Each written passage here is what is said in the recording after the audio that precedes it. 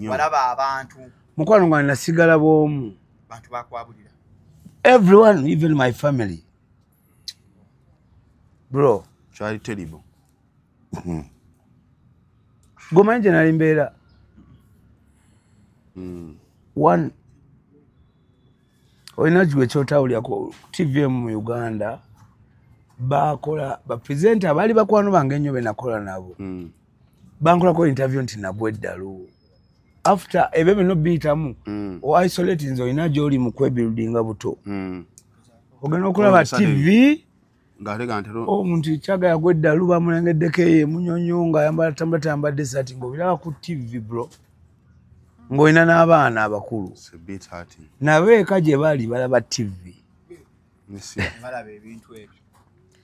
Kati yagwe bantu mu bulalu bantu mabingi nnyo gwe bro nga ndi wogu oli omuweka mukwano nga wonda bawompise ku interview natuka time nga nasigala bwomu ngoli isolated mikwano gikufu family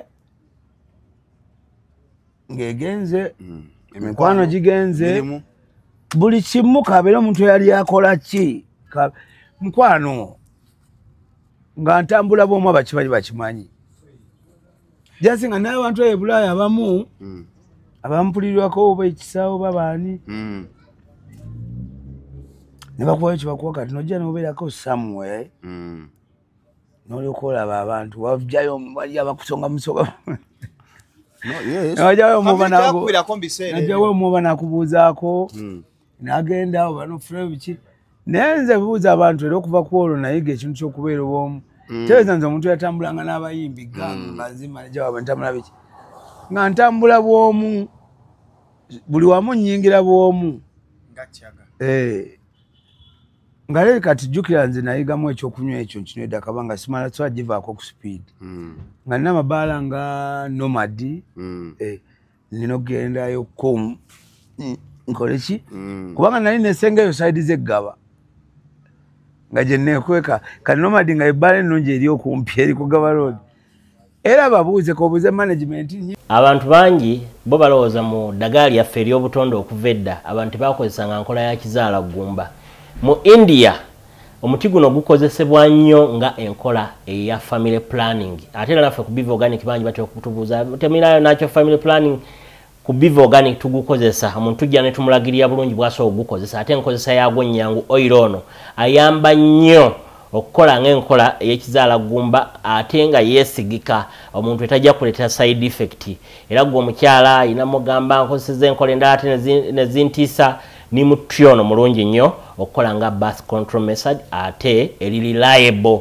kubanga properties ze tezina bwe za affectinga reproductive system ate mbofu nebizimba ate ozibikira enseke ate akuyamba n'okukelenzinga woyagala okuddiramu okuconceivinga tekikutwalira na budde kuba kikola boss ku basajja n'abakyala okusobola okukola nga spermicide kati gwe munaffe abadde teekateeka babadde ayagala okuba n'enkola yonna munakyo therapies osobola okukozesa ebintu ebibwa. Salamu alaikum agati nakalembe omusomi w'edduwa bw'oba wenyiye embeera embi yankusomere ku dduwa abali ebweru mirimu gigaanye papula zeesibye kino kyekyoto kwensabira omukisa kobe ng'oliriddawa wali wenkusabira n'ofuna emikisa kyoba olabanga abirira ebinyonyi ebitalina kyakulya naawe atalina mulimu jangu kusomere ku dduwa ofuna omukisa eno ennyanja kwesira buli kimu ekisira ne kiba kikujjudde nekikasuka mu nnyanja nekikunta nekigenda nze Ajati Nakalembe kambawo ennamba yange yeeno 075237529 temuddeeyo nemwebakira ebizibu mukobe ku nnamba yange eno. Are you ready for a celebration of a true living legend? On Saturday, November 15th, we celebrate 15 years of music greatness. Mickey Y, the stage king, the energy king, mentor of so many talents, a true living icon, will be live at Serena Hotel on Saturday, November 15th, 2025. Jagobe ng'omujulizi nga Mickey Wine atambuza mu lugendo lwe olwa music okuva gye yatandikira. Tickets go for 100k early bird and 150k at the door, and a table of 8 at 3 million. This is more than a show. It's a celebration of greatness. Sponsored by Airtel, Sanyuka TV, Afromobile, Baba TV. Right now, Victoria University, Joystar, Norada Auto Parts,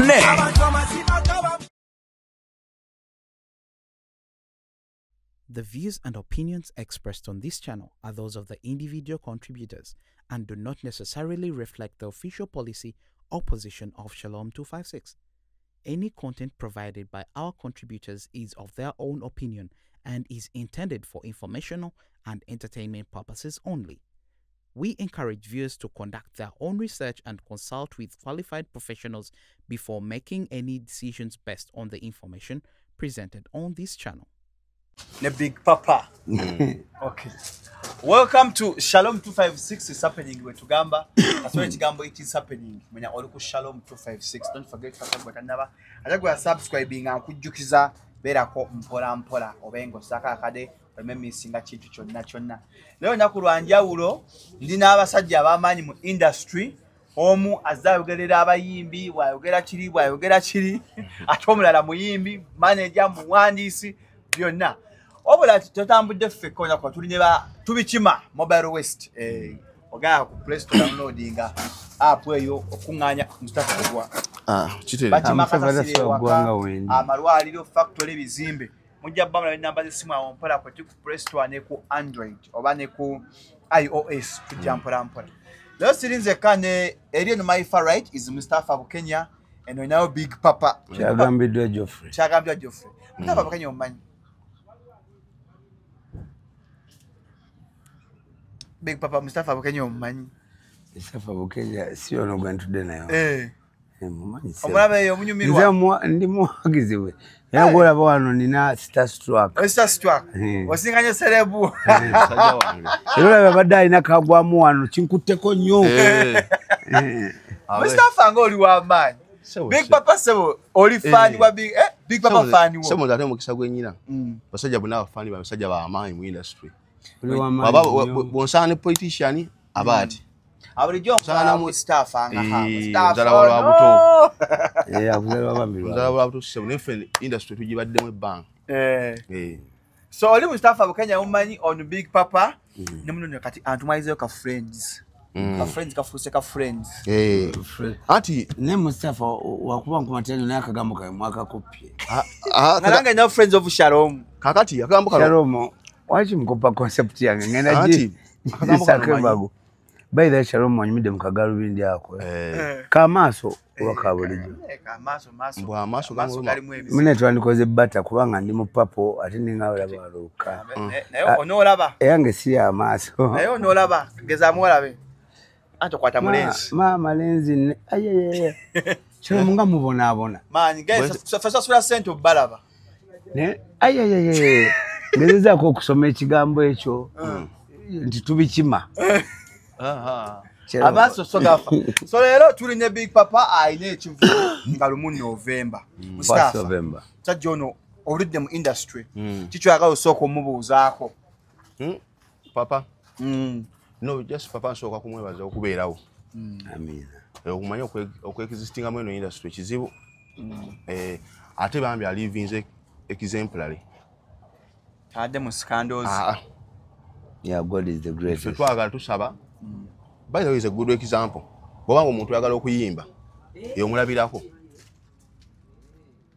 omulabirako no one is perfect ekigamba nnyo Shalom nti omwali n'ebizibu ebibye olumu oluusi ne bituyisa bubi obulala ne bisaba bulungi naye omuntu wabanga asobola okwexistinga for years n'okuma obukumi obulamu kyamaanyi ng'osula mu ndongo ogikeeramu ng'ogenda mu studio ebikyalo bimanyi ate nga balina amannya so papa luwakabe ayina Shalom nagambako ekintu kimu nti nali manager w'abayimbi naye nga abayimbi batera oggweddalu like bachamuka batera okuvaako naye nga omu aligwa misana omulala aligwa kiro kakati Kwembishala.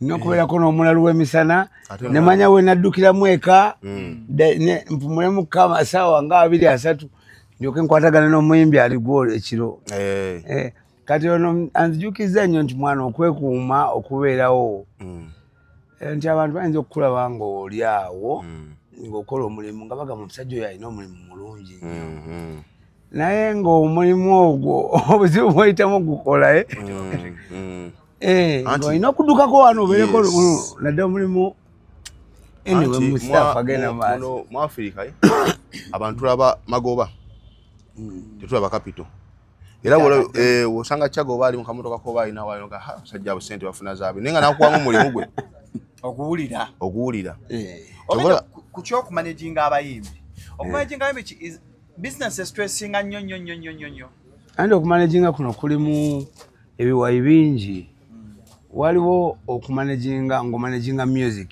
nga gwe olina kumanya platform omuyimbi alina kuyimba kayimba ki omuyimbi ni producer alina omuproducinga waliwo manager nga bw'atyo niwabeerawo manager amanaginga obulamu bwo omuyimbi anaatambula atya yalidde atya yasuzeewa mukwano waliwo n'abatali bayimbi nga balina manager nga yawandiika buwandiisi programu gyolina tutambulirako olunaku bamanager babeera mu biti bingi naye kati okumanaginga omuyimbi nga yegwe overall manager nga olina okumanya weyasuze okumanya omuziiki wanaatambula okumanya akayimba bakakubye batya kanyuma katya kagenda ku attractinga market audience ki tempo ki kati etambula kuba music akyusa tempo tikakade ennaku zino kuliko tempo bweti gye batambulirako nobejjawo nti kati ate ennaku zino batambulira ku mapiano nomanya nti kati abayimbi bange balina okubayo akayimba nga kasemberera amapiano ago tubeere nga DJ wajjayo akabali batitaba amapiano ate naffe tubeera kumpi awo kati omuntu nga gwe overall manager nga gwa managing ebyo utagwa ddalu mukama wange kyetaaga okuba nga olina ttiimu ey'abantu abagezi bangi nga n'abayimbi bo tebalina kaluubiriza naye nze nabeerako n'abantu nga bagwi baddalu oba somehow ng'ate bamanyi nnyo ng'ono amanyi birala n'ono amanyi birala ono abagamba tukole bwe tuti ogenda otuukako ono nga wasengesedde oli bye yagamba ogenda otuukako bigamba ono tugenda kukola bwe ono nga biyiwawo completely ekitegeera kati okubagattaganya mukkiriziganye mwenna nti ono byagambye nono byaganya obibalansi kati ono obeerangako n'omu nina omu ye nabeeranga naye nnyo emisana lwansonga ye yalinga muwandiisi wa nnyimba ate nga nange ndi muwandiisi wa nnyimba kaakati nga mumanyi nti obutukiro olw'eggulo anywa akacupa k'omwenge misana butukiro olw'eggulo speed egenda ekyuka kati nga nina okumubeera naye kuva ekitone ennyo kuva ku ssaawa 3 ez'okumakya awo aba active ku ssaawa 8 aba atandise okukyusa embeera 9 awo zigenda okubeera 10 nga mulalamu kale ate ng'omulala ate waaza okukeeza ate ono zaakola ki ono aba atandise okuvaako ate ng'oli ali fresh nga balina ebigendo buli omu alina byayagala byanjawulo naye kati mwe mulaba abantu babiri awo mulowooza bonna olwokuba mubasanga nga bambadde engoye ezifaanagana ku stage ti bonna baagala ebintu byebimu walingawo omu nga ye anyumira kunywa gacupa ke nakubeera mu studio ate nga ye omulala anyumira okukuba endongo kiro ate ng'endongo nga givaamu ku makya musana gutavaayo tava mu ndongo waliwo endongo eyo bagiyita Casablanca waliwo nendala bagiyita Deuces si Good Life gye bakubanga omumona nagendangayo okunoonya bayimbi bange bazaka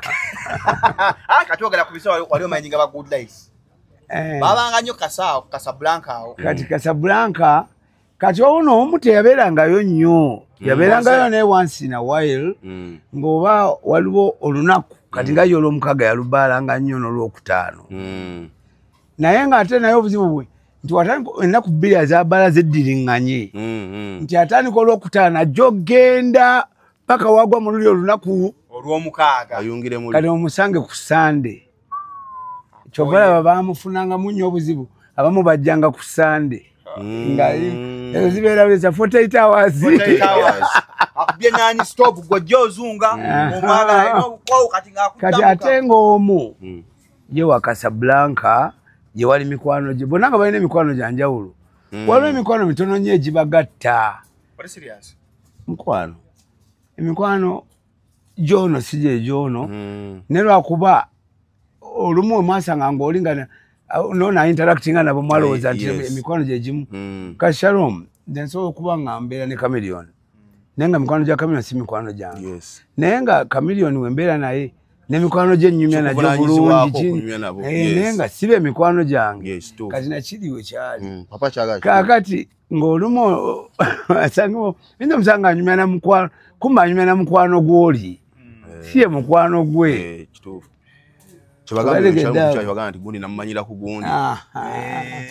kati owa Casablanca ye azukuka ku ssaawa nga bw'aba akedde nnyo okuzukuka ziba ssaawa 9 kyawo na refreshinga bulungi nabeki nazanyamu awo ku video game natandika okuba active kusanga 12 nga yetegeka oyingira endongo essaawa meka izo party time 5-6 biki kati ate zona omulala nga bazikidde agenze kuwumula ono yenga by essaawa emu alina okulaba mawulire agagabeera ag'oku TV aga NTV mwaze yalabanga amawulire mwaze tebamumanyi mwaze terigulire eryatalaba ng'abako ku abalinze ekintu kyasinga ng'okulaba amawulire ago ag'essaawa emu naye mubeerawa ng'aliko gamusoke mumuzeemu mwana waliwo alinawe ndabinza olabira amawulire wamala olaba amawulire ng'alaba amawulire na documentary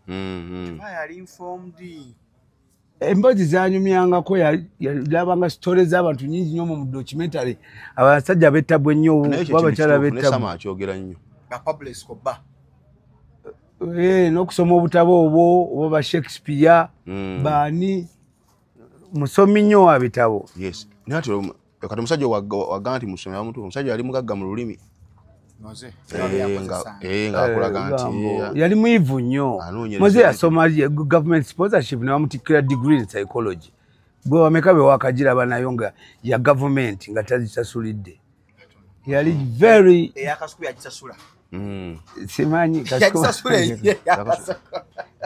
kasuku sijja mukasukira naye ojja kunkolako interview ya kasuku ne Bush ne Mickey Wine balinga basoma ku ssomero nga ndi neighbor w'eri essomero balina ebifo bingi nnyo bye bakola wange naye nja kusooka kwogera nabo banzikirizibwa sagala bansuwinge Kasuku Mickey Wine ne Bushington balina nina emboozi yaabwe page ku page bo buli kye bakola bamanye nkijjukira nze abakuza abo boolaba naye simulaba walanga show yange agajiranga obadde kyatunyonnyola moze yalabanga documentary ezo nnyo ate bagendanga mu bbaala nalwo incident ezimu ezabaawo papa n'abagoba mu bbaala n'akuba n'oluyimba ekibaala kyo anti kakati bagoba mu bbaala ebbaala yalingako ennaku eyokubaala ffenna ate okubaala muslim emirundi gye wabasanga bonna twalinga twabadde ne concert somewhere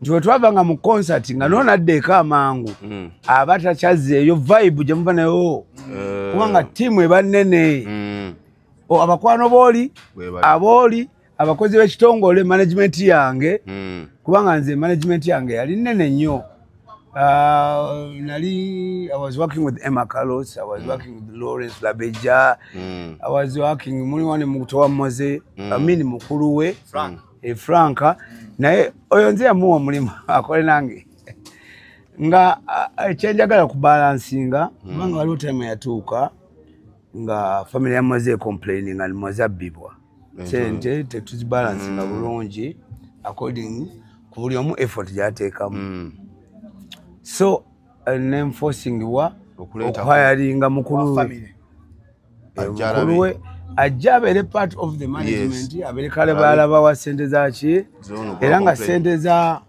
Moze tuzikwasa muganda we Andi kati show wetubalancing ebyo bya show. Nga moze embeera gy'abeeramu nga temukyayinza kuteesa, mwina kuteesa ku makya. Kubanga just yalinga anywa mu ka whisky, olumu ka black, olumu ka red label. Ne ka Nairobi. Kati ate mwabanga wo show. Kati tension ya show muntu tajimanyi kati awunga ka whisky kakaaba emabegeyo wa back stage. Tyagenda tuka time nga tukyayinza munyonyola. Tujjako tunayita mukulu we. Tuwe tunebwe tuti tujja bawa ebirala ensha. Kati nga ye Wizo nga Wizo Labeja yamukwasaganya. Era Labeja yali project Wizo.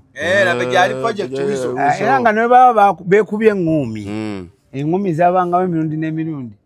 Nga banya bekuba. Abayimbi bange benyize. What is serious? Bomanyi betwaggalanga bwe wali ekyali mu ssomero wali. Bannamawulire abakulu baba wanga gundi engumi yakabye wano ntandika okukubira buli munnamawulire bwe nga magundi sagala amawulire agafulumye tukoze tutya. Nenga magundi amawulire ako tegagezaako ne gatoloka. Kati ne bannamawulire awo ne bafuna omulyo. Oli naye yafunyeyo ka video. Nga asooka kakuweereza ku WhatsApp ng'okalaba ng'ogamba kano kamaliriza brand. Ng'osooka omuyita gundi sooka ojje. Ng'omugajangu kasuku twogere. Togattamu kasuku ogambe munnamawulire. Ng'oyo asooka ojja nga naye akunyonyola by'ayagala obutafulumya ka video ako. Ate waliwo akuvaako nga tomukirialinze. Kyovula nafundikira zonna zinakunganya mu bayimbi zaddayo mu bayimbi nensigalayo nga ninga takola kubwa manager. Ekyabalwanyanga bano radio ne Wizo.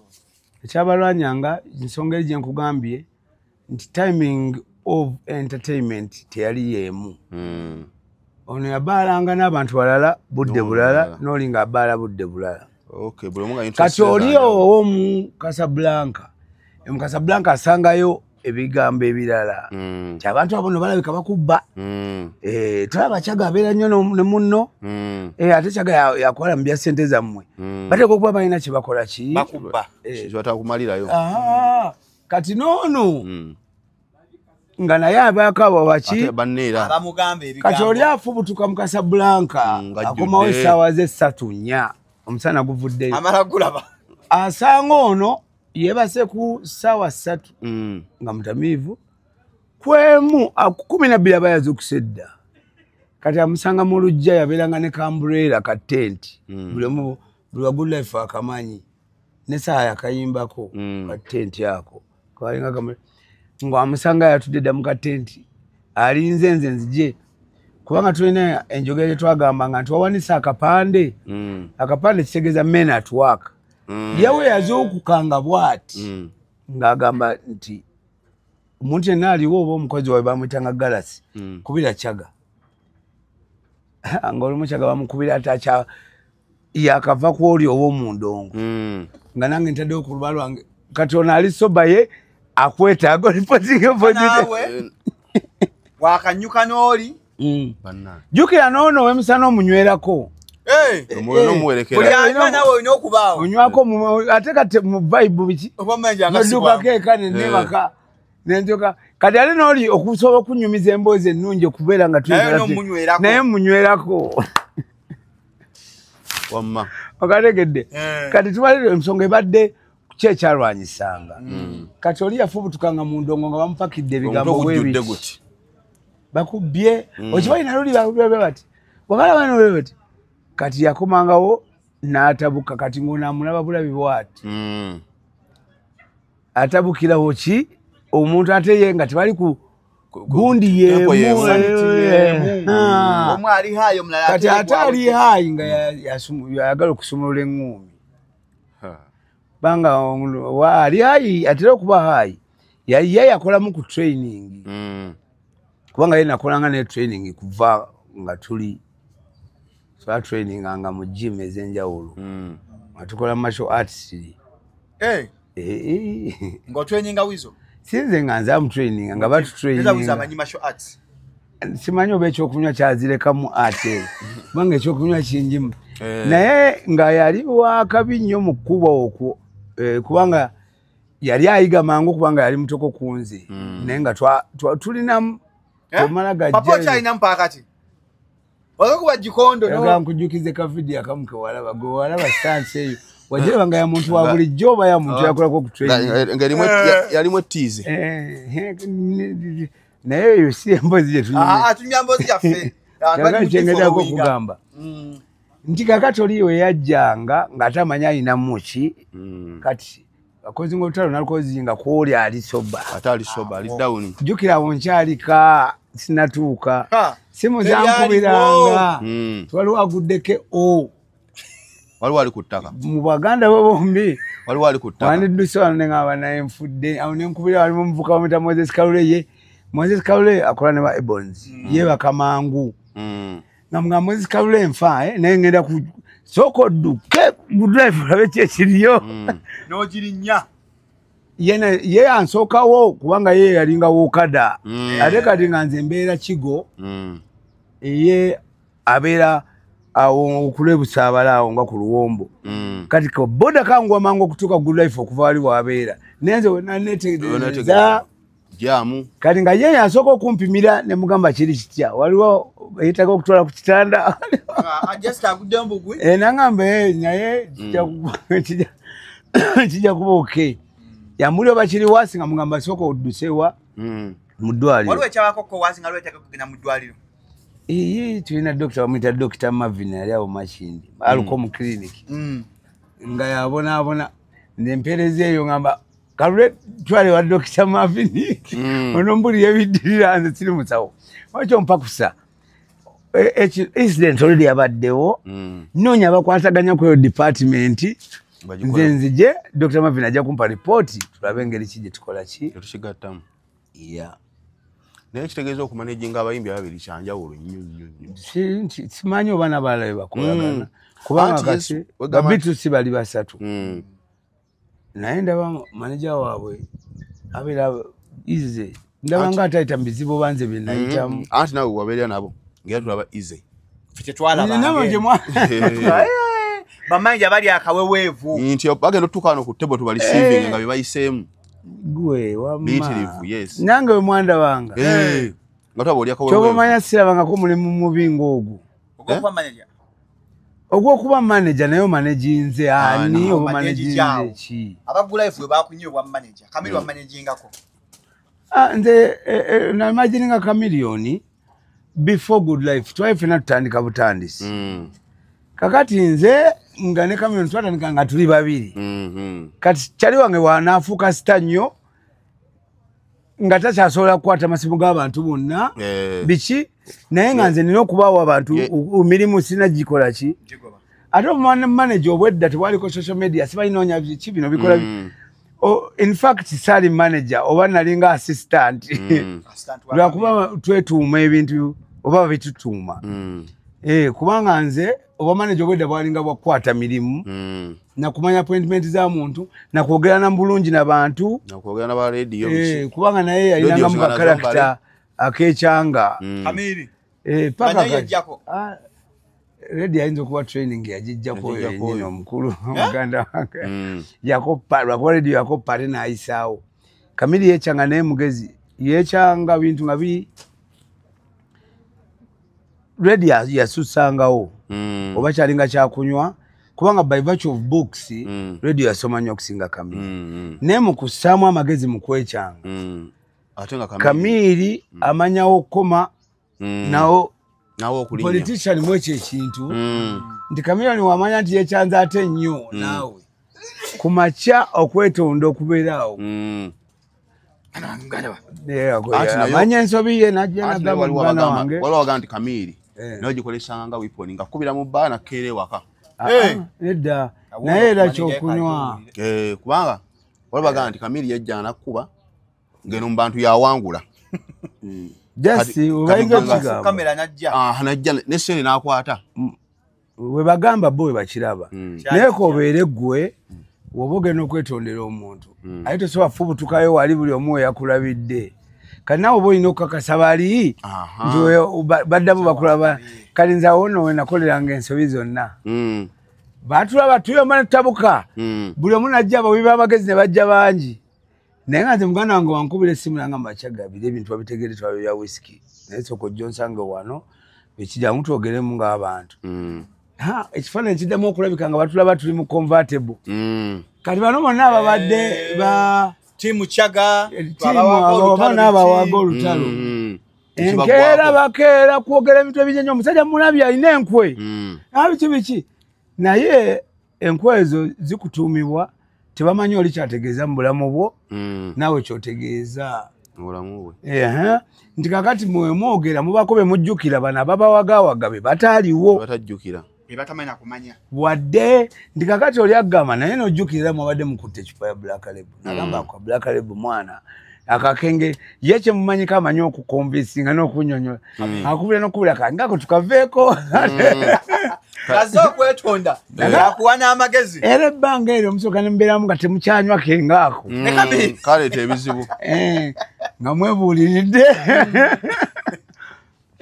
naye nga ebifaananyi bitekingibwa abaali baagala olutalo lwengeri maaso we balaba bagamba omulabi abasajja kati emisango gyonna bagiza ku nze kubanga nze weak ally oli superstar kati nze gwe basuubira okwekyangira kwani kakati nze weak ally nze nti nze abaliddemu abantu olukwe naye mba nkuliddemu olukwe ki nze okuba nga nzize ewa mukwano gwange tukole kubanga a lot when I'm with him gwompagawaga simanyi na kitugenda kukola gye kigenda kuggwera you feel me bro kati awo wenzize nkolera ensobi ennyingi gye bayita ensobi naye nga nze by the public kubanga amawulire go gajjayo kifaananyi kirala kati ate emikwano gyaffe gya mawulire gy'abayimbi gya mpalana gya bulogo gya kintu wawalabamu ng'oyombye ne Shalom kati gwe oli tebasobola mutuukako oli w'amaanyi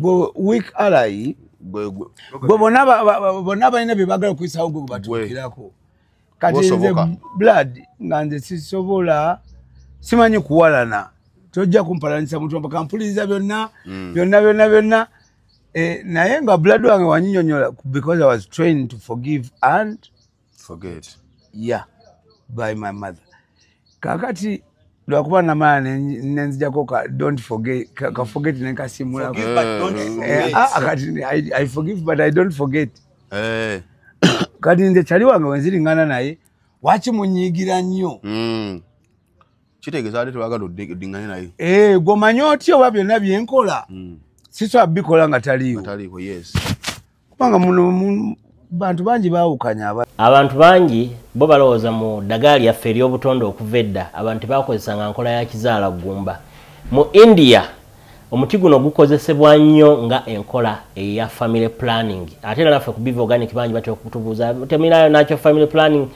ku Biva Organic tugukozesa omuntu tujja ne tumulagirira bulungi bw'asobola ogukozesa ate enkozesa yaagwo nnyangu oil ono ayamba nnyo okukola ng'enkola ey'ekizaala ggumba ate nga yeesigika omuntu etajja kuleetera side effect era gwe omukyala ayina mugamba nkozeseza enkola endala ate ne zintiisa ni mutyono mulungi nnyo okukola nga birth control method ate eri reliable kubanga properties ze tezina bwe za affectinga reproductive system ate mbofu n'ebizimba ate ozibikira enseke ate akuyamba n'okukelenzinga woyagala okuddiramu okuconcevinga tekikutwalira na budde kuba kikola boss ku basajja n'abakyala okusobola okukola nga spermicide kati gwe munaffe abadde teekateeka babadde ayagala okuba n'enkola yonna munakyo therapies osobola ate okukozesa ebintu ng'ono abadde alowooza yakola ekintu ekyamaanyi naye ate oli abadde weak ally ate n'akola ki yeso incident papa gyagana yaakuguni kuyiya Moze ne Bafana genesis yaabwe ng'olaba nga yiya Moze ew'amaanyi era bapaatinga ng'olaba nti Bafana afiiridde ayo example ate example ogiraba naye ate bamala yiya Moze omumanyi kati ali America ali mu Uganda naye mugugulingeko olabe mugaggamuzo ng'ovudde ku kyobugagga sente zayimbira emitwalo gya dola ayimbira oba yazanya kabadi ki ayimbira mu Sheffield ayimbirayo mu Caribbean ayimbira nga bamulinda nga superstar nze kennyini Mauritius nalina omulimu gwa yiya Moze nga nina omutwalo gumu ogwa dola ndowooza ngenda gumuleetera nti blood wange ampeeyo nga mutono nga tebiggwa omutwalo gwa dola ogwo nga tebiggwa ngendo okebera ku YouTube channel ze nengere je bamu receiving nabali nabo benyini nga bade bapima ntichaga nti abayimbi bamu respect nabali nga bamanyiza ino yimbirayo nga sokoita ino kushoti ka era bamba nti basalinkiriza era bamala ne bazimuwa era namulanga ayimbayo nzo mulimu gwannema nagula mula kitono mulaba tegedde tikakali buli omu yafuna market ye naye mbadde njagala kiteeka nga ku Peace Square Peter Nepa gwe bali basuubira atamanyi nti ali wiiki gwe baawukana ate yagenda afuuka wa tabu nnyo onfuna paka kyakyalemezaamu okitegedde naye ng'oni concept walinga oli oli ew'amaanyi bwe tuba tukula wayinza okubaawo ebintu bingi ebituwaga ebitugira naye oddako eka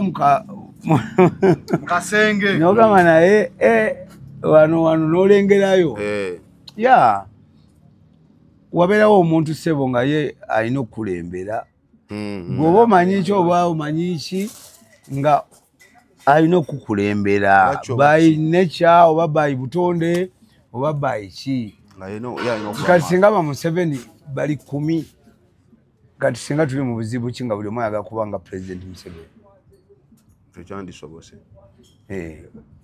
kati President Museveni yaliwo naye mu gundi ye wenjagala okumubuuliza papa wali kyali wa Kamiri ate nga ne gwe ne Firebase ate olinayo ekifo kekyo wakikola ng'otya kubanga ate nno ffe twalabanga nnyo mu public Firebase teri makambo gunaliyo Nailand akibwe kiti bino tebabeerawo same period of time kala Firebase Bobi Wine yali mukwano gwange kuva long time deviate time nga ffena tutandika raga walingawo ba Kid Fox ba Mosimosi bani ba Chameleone ffena nga tumanyi kiddako abo bonna boolaba bekyanga kyaga nga ffena tuli ki buli omu nga yagafuuka sita nga competition eri awo mu liriki mu talent tegeza okuyimba kwedda atalina talent nga tayinawo maama ng'olina okubaako ekyenjawulo kikufuula ow'amaanyi kubala kati Chameleone ate yeri jimu ye yali nzibu nnyo style ye kubanga Chameleone yali ng'ayimba Roughneck nga kati aba Roughneck nga bangi kali ng'okusinga banno nga kizibu waliwo Mosimosi waliwo Black Boy waliwo Butcherman najja oluvannyuma ewakunjani nga waliwo aba Roughneck bangi abalala mbeerabidde Makalebo DJ Makalebo yayimbako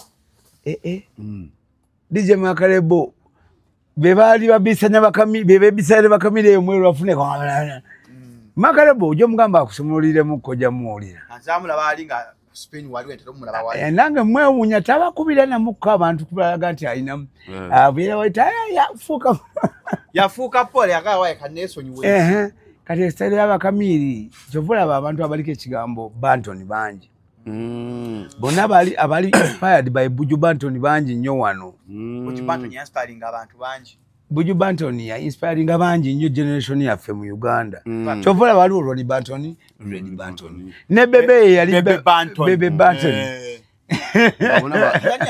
lwaki yali ejjako ya Bebe Banton nze ate mmanyi munaye yali kyaliwo kyagala kuddamu kumbuza nnyo ku Bebe banyiigira mumbuuza ebintu ne bituuka eri njaga mwetayo ku ttafaali anguleko tebo kati mutya talina wano tasobola takuuma busungu kyali wange ajja kulemeza bane nga lumu November tika kulemeza afya milioni twewaayo ya milioni Shalom 256 Shalom 256 nina kugattako omuntu ani mukwano gwo kubanga sina mumeza ya milioni gwono gituulako nayo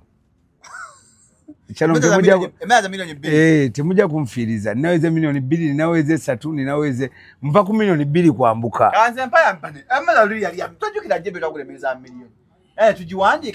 mwagigula kwani kunze nabyerabira bakama bange bangamba nzongezi za 2 ntandikira ku 2 Shalom nze mbozi yange eno gye nkuweewo maweti njavaamu ebigambo ebinyuvu ebisufu obadde okyakugatta ne Jenkins oba munajako kubanga ye munene nnyo simanyi oba meza munajitulako mwembi mbagatta aleteo milioni nawe milioni ze milioni 2 mutandikiraawo Shalom muleme ate kukolona emberenge zange abantu baziye ebbanga n'ebbanga nabano njagala okweddaabululira ate munyigiriza naye ekivulu okibaze nnyo banange obaze ekivulu kino papa sikibaze nnyo naye muganda wange nze mmanyi okuyimba kati bwe nasacrificinga obulamu bwange nensalawo managinga abantu balowooza balinza abayigiriza be bayimba kati sebe ngenda okola generation yammwe ate yaga kunfuula nti nze oba ndi bakuyiga abantu bebatumaatuma babayitani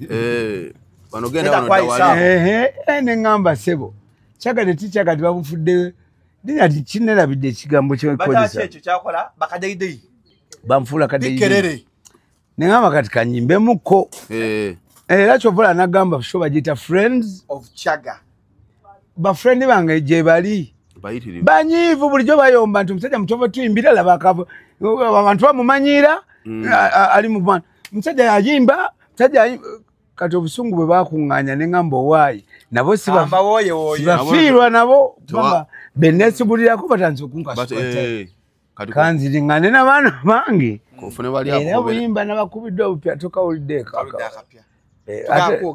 ate owulidde akapya nina obupya olina obupya bungi ako kamu anti bagamba ebintu ennaku zino documentary nayiga okusoma documentary nalowooza bye natuuka okwebuulirira ne ngamba maze yasomanga nnyo bino ebintu kati ne ngamba kanze mu research kakati sikyayagala kwogera no Shalom njagala n'oba ondabye mu ndongo oba anywhere oba ssaawa 8 bwe kuba simu yange ku ssaawa emu olaba basigikwate Shalom ndi ku training kati eri yagala nange lwakuba njikoze leeti oba naye nga I want to catch up with time. I want to sing for the people because I'm the music man. Interview twakola sibakonge twagiraba naye abantu bakomentinganga webisala Moze Mukama we yamuyitira waliwo akakuubagano wakati kwa Good Life mu wakati wa radio waliwo oluwonko ne Wizo kati abo boy werabikawo kawe balaba emponko zajjanga ne zibaawo ne tuzirwana ne zivaawo ne zijja ne zibaawo naye nga ate apparently atawo Moze Mukama yamuyitira ate emponko twali tuzirwanye kubanga ne Moze okugenda Entebbe okufuna ebizibu yatuleka ku Bromeria emakindi olaba oyo hotel bwe bayita Latitude waliwo ekikuba ekiyingira awo munda awo akafuba kaita Bromeria kalingako swimming pool abamanyi Radio and Wizo oba Good Life bamanyi Good Life we baawugiranga ng'era tukolerawo nya meetings na appointment ne party bwaffe obwa mikwano gyaffe private parties kakati awo Moze we yali ne Wizo nga bali aba nze nava ku Kasia Lounge nali nva ku discussinga mulimu gwabwe eddiiro nga bagenda London nga waliwo promoter babiri waliwo Timothy Lukundo yali azze naye oba yali amutumye yali Jobs Link oba yali Moshi simanyi bwakwatagana gwe yali akwatagana naye by then kati nga nva mu discussion awo nga mbafuniddeyo ne ka deposit era nenzijja ne mbasanga bonna awo ku swimming pool yaffe nga bali mu kunywamu okunywa nga Good Life yonna weeri Good Life abantu boogera ebintu nga Good Life nti baali abantu oba basatu oba bana kyemmanyi Good Life kyekimu ku bibiina ebyali bisinga abantu abangi lwakuba ffe yaffe tekyalinga bibiina tebyalinga bikubi ba bikonde tegalinga magaali naye nga Good Life okimanya alina ne ttiimu y'omupiira naye kati ekyaliwo anti munaye kati olaba abantu bawaŋŋanguka olaba ne yali manager mbere ng'olaba nga baziiwa kakati gana wange kati ate abaali abasabi b'omupiira bo badde wani badde wa muyimbi badde wa manager badde muna abantu beerabira omuyimbi omuwaali era bayinza okuba gye bali naye nze wenaviirayo nga tebaliiwo abantu nga bawaŋŋanguka abasobola okugenda mu nsi z'ebweru bagenda kubanga olwedde baali attached to a big brand nga babalabirabye mu bintu era basaba zivisa ne bagenda gye basobola Netusigalawo ffe mu Good Life naye era netumala twasigalawo mu Good Life era netumala naffe era netuvaawo ne bateekawo abalala abasobola emirimu. Chaga, how was life after Mose? Muganda wange saagala twetolole ku life after Mose oba Mose, njagala nyumya emboozi ng'etunyumira ffenna kati wetutuuka mwena tutuuka n'enfuuka emotional nga emboozi sikyayinza gyajogera. So musobola okumbuuzayoko ku bintu ebirala, mumbuuze ku show yange egenda beetya tukijjako oba tujogerako, mumbuuze ku Chameleon kati wenjijaawo Chameleon, Bebe Cool, Bob Wine bonna abalaba nga batandika bonna Genesis yaabwe wagira bavuga fena ya Bebe Cool eri above us naye nga abalala abo generation yaffe byonna nagiraba naye Bebe Cool ngimanyi. Bebe Cool yali asoma wali wa Makerere College. Kati kikyo oyagala okumanya kubanga olina effujjo lino bakatwabya effujjo kati bagamba effujjo lyava dda, effujjo lyasibuka eggaali zaasibukawa. Eggaali abantu abo tebalina nti gaali naye abantu abo ababa inspiringibwa music ava e Jamaica. Kati ate nga Jamaica ensi terina mpisa eri violent. Abayimbi ng'owulira ati ate ono akuba oli kubanga Abajamaica bo abamu nabaafa babogo babakuba amasasi era olya Ninja Man batta abantu bali mu makomera otegedde. Kakati Igo ate abayimbi abo boolaba be batandikawo era ya music ono omupya wa generation empya. Oyo music yali yakubibwa ekikono wano. Wala bali bamugezaako. Bennyini baffe. Buli we twamutwalangayo mu market nga batugoba. Radios nga tezitegeera. Okitegedde? Paka radios atandika okujja nga ziri urban. Kubanga oyo music yalinga before wali music waba research nga yali band music we mumuyita mwe generation yammwe naye ekyamutumisa band music kyava nti wajjayo music ebika ebirala Bakamilo ne bahitinga kati nga bo bagamba bayimba afrobeat bachagayaga bayimba afrobeat kati oli music afrobeat waba misachi oyo afrobeat bro kakati waliyo music gwe bayita band music gwe naye kakati afrobeat oyo bawula classification okumwawula kwa afrobeat wabano nakati bali ne bagamba band music oli band oyo wabwa band oba afro contemporary oba ki naye oyo afrobeat naye mu style eri country efiti ngano wetuli eri more country okusinga abantu kabano wajjanga bakuba afrobeat naye nga atali ekidongo kiva walala nnyo nga kikunda ne babula engeri gye beeteka mu category emu nga toyinza gamba nti Geoffrey Lutaya ate ali mu category emu ne Chameleon nti music bamuyita afrobeat toyina wogamba mayinja nti kereya njagala nyeni nyani naye simanyi obumanyi nti ate ajja mugamba tumeza nawewe nti ate bonna style yimu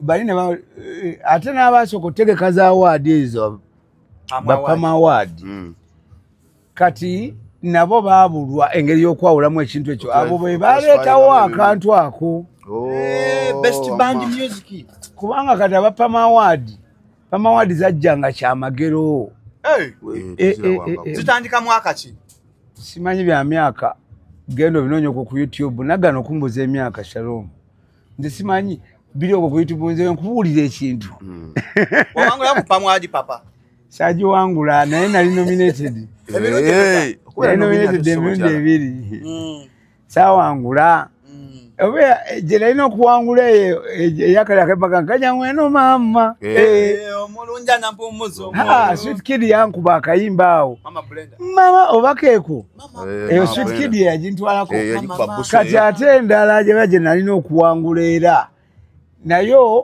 ba Menton Kuruno and General Megadi nayo ne bagitwala kayimba kyako sikyabijjukira nvaako Shalom tunyumye emboozi nga byenjogera abantu katwogera ku profilinga Chaga olaba abantu abatulaba wano nze nanga sho bagiyita Friends of Chaga era nekikuwesa content ono mukolera bali ba Friends of Chaga sigwe oli wa generation oli wa Gen-Z temuyita ba Gen-Z bali abantu bamanye emyaka egyo bo babigoberera ne kati nze nokwata ennyimba ezimu nduddo ziyimba uno jango mgaye pita Shalom ennyimba ezimu ezo nduddo ziyimba kati ndowooza kuddayo wali mu liaso ate nina kufulumya eddoboozi nga tekuliko wadde akakica kati oyagala njukira simanyi 19 biki olongo bakutwalako pamu awadi awo zombi bazitwala naye nga basinga kale kirala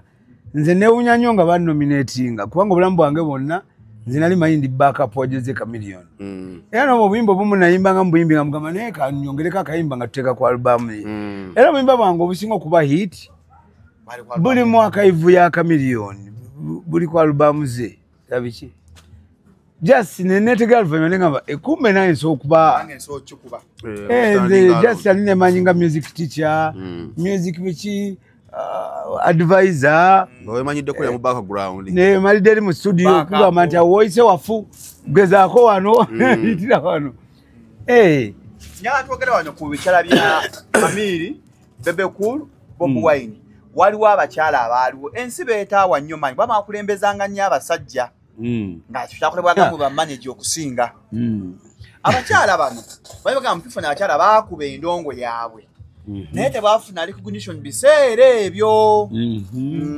akyala nga waani twogere ku Juliana Kanyomozi etayogerwako oyo Queen kati oyinza okuyogera ku Juliana Kanyomozi gwe Juliana omumanyi Juliana mulala kati abantu besayinza kwogerako kintu kyonna ye Juliana ye ani Irene mchaya John Segawa yani Mariam Ndagire togezanga ko nombuza ku bantu abo mbawanye ekitiibwa ne Kawalya Joanta Afrika ate mama wange Joanita Kawalya yali friend wa mama wange banzala ku kyalo Bulange Mengo Joanita Kawalya yazanyanga ne mami wange gojo mubuzeeko kakati ngandani ko kwogera ku mama wange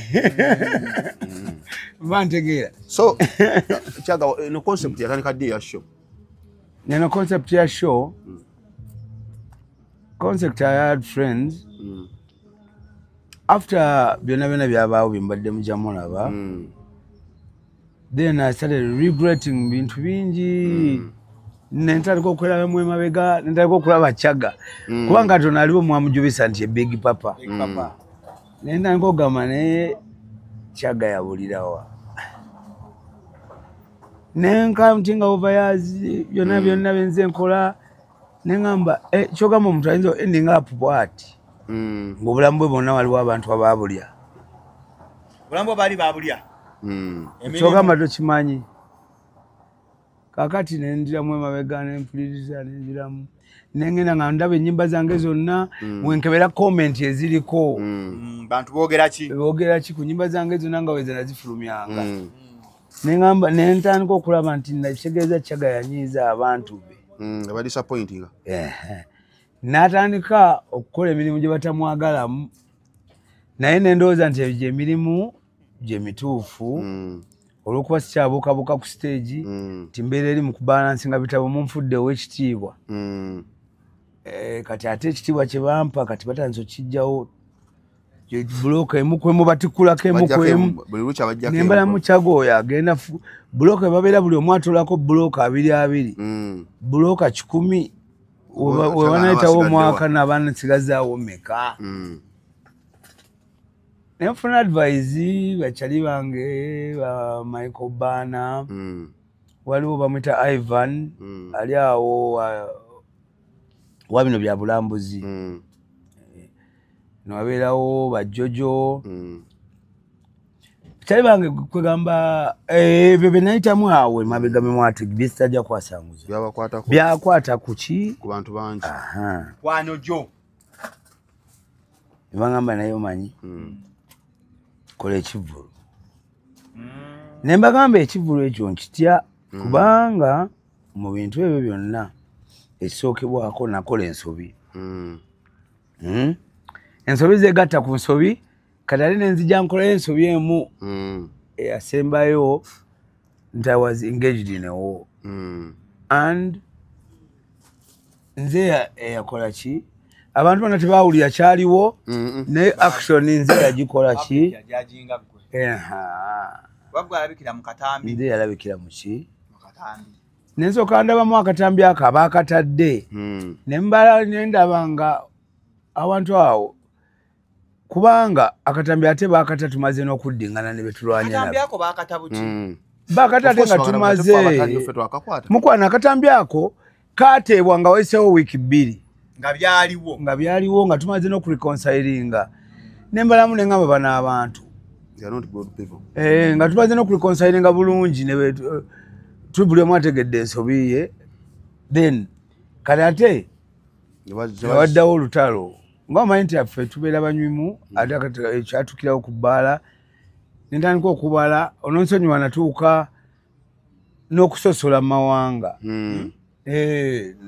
kyantuukako ku olwo nengamba olw'okuba bano bali bwe bati na bano kakati nti oli olw'okuba twesonyiye kati bano oba olw'okuba baggwangalye bakoze kati nga buli lunaku bro ebintu biyinza okutuukako n'ogamba oba kati ndi mu state ki lunaku events zani followinga oba nfenveewo wali ofunyeko susaji sauti ezo kale gwe gayo ninga eyaliwo omwana salamu alaikum agati nakalembe omusomi w'edduwa bw'oba wenyiyo embeera embi yankusomere ku dduwa abali ebweru mirimu gigaanye papula zeesibye kino kyekyoto kwesabira omukisa kobe ng'odiriddawa wali wenkusabira n'ofuna emikisa kyoba olabanga abirira ebinyonyi ebitalina kyakulya naawe atalina mulimu jangu kusomere ku dduwa ofuna omukisa eno ennyanja kwesula buli kimu ekisira ne kiba kikujjudde nekikasuka mu nnyanja nekikunta nekigenda nze Ajati Nakalembe kambawo ennamba yange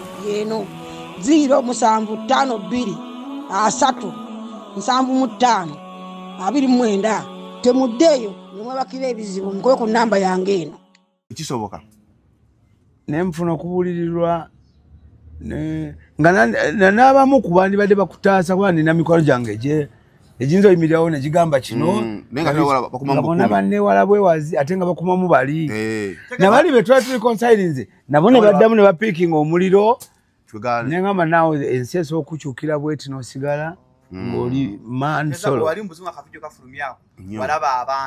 mukwano gwange nasigala bw'omu everyone even my family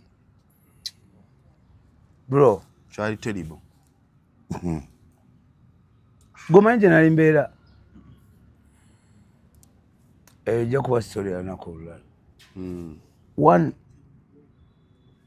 olina gwe kyotawulyako tvm mu Uganda bakola bapresenta abaali bakwano bange ennyo benakola nabo bankolako interview nti nabwe eddalu after ebyo bino biyitamu isolate nze olina gy'oli mu kwebuildinga buto ogenda okulaba tv omuntu kyaga yagweddalu bamulengeddeko eyo emunyonyo nga tambatambadde sati ng'obiraba ku tv bro ng'olina n'abaana abakulu nabo eka gye baali balaba tv kati bantuma obulalu bantuma bingi nnyo gwe bro nga ndi woogwo oli omu wekka mukwano nga wondaba wompise ku interview natuuka time nga nasigala bw'omu ng'oli isolated family ng'egenze emikwano gigenze buli kimu kabeera omuntu eyali akola ki mukwano nga ntambula bw'omu abakimanyi bakimanyi jasi nga naye abantu eyo Bulaaya abamu abamupulirirwako oba ekisaawo babaani ne bakuwayo kye bakuwa kati nojja n'obeerako somewhere n'olyokola abantu wajjayo wali abakusonga musoga No, yes. wajjayo omuba nakubuuzaako n'agenda oba nofuna biki naye nze buuza abantu era okuva ku olwo nayiga ekintu ky'okubeera obwomu tereeza nze omuntu yatambulanga n'abayimbi gamba nzima nejawaabwe ntambula biki nga ntambula bwomu buli wamu nnyingira bwomu nga leero kati jjukira nze nayigamu ekyokunywa ekyo nkinywedde akabanga simala so agivaako ku speed nga nina amabaala nga nomadi nina okugendayo nkole ki kubanga nali nesengayo saidi zeggaba nga gye neekweka kati nomadi nga ebbaala ennungi eri okumpi eri ku gaba road era babuuze kobuuze management nyingira bwogu nenyimirira somewhere netuma drink yange nenfuluma bwogu abantu bonna bakwesamba nga kiyinza okuneeyimirira buyimba bwange kyovula nakoze obuyimba buno n'obusungu nempya kalwaka wakoze n'obusungu katuweemu kakoze n'obusungu kijja kukaba wamu akajjayo embeera kijja kukaba wamu ate abo bonfudde eddiikuula neddamu Big Papa no obuyimba obwo nja kuba mbujabulula Shalom mugenda kunyambako kubanga marketing strategy za music oyo omulungi omanyi music omanyi natako ku album mu covid nensala naye safa lwaki yansala kubanga twali mu bweraliikirivu tumanyi tugenda ffa nentayo ennyimba zange 11 oleme kufiirawo nemefanga saddeyo content watya okuva mu covid naawe natya Shalom ng'abantu ku kyalo kyabanga amagundi yafudde nente ennyimba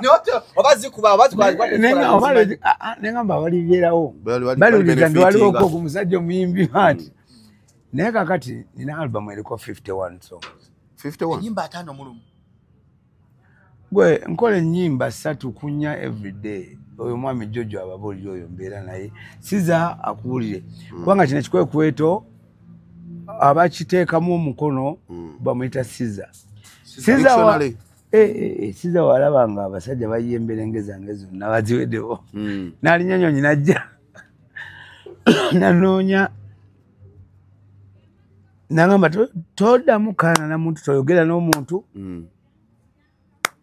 nantwala mu hibernation nagamba tuvaawo okwegayiridde yasooka nno naye ng'agende kubiri nti bamugamba nagwa eddalu agenda okumpulira n'ayogera naye ku simu ng'awulira ku wendi nalowooza kati kaninye ennyonyi omusajja ayinza okuba esaako nga teyavaako najja netutambula nagamba kale mwana bro ate ne ku show yange akomawo era akomawo era ne show yange aginamu omukono era ne Boulevard studio ye era eyabeera Bungereza nze ndowooza director abeera wano tuzizimbye ziri Busaabala zinaatera okuggwa.